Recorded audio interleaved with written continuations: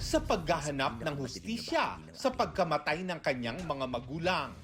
Samut-saring revelasyon sa kanyang pagkatao ang nalaman ni Lolong na una nating nakilala sa Book 1. Pero ang pinangalaga ang kapayapaan.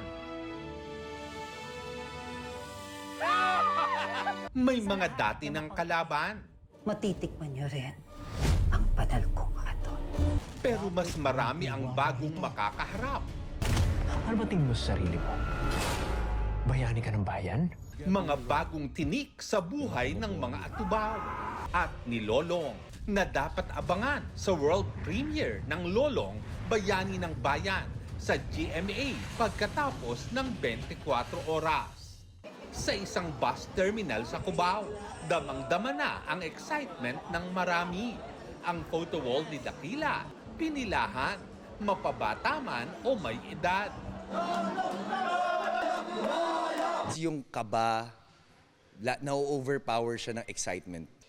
Kailangan niyo na pong abangan ang matinding pasabog.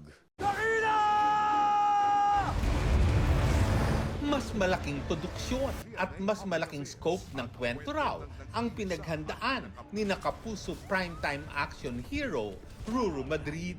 Nung first season ng Lolong, pandemic nun eh. So marami po tayo mga restrictions. Yung mga hindi namin nagagawa before na mga explosion, yung mga sabog. This time, ginagawa na namin siya. Mas mahabang fight scenes, mas mahabang numero. Even the camera shots, the camera angles, lahat yun pinag-aralan namin. Bigatin din daw ang cast na kanilang makakasama.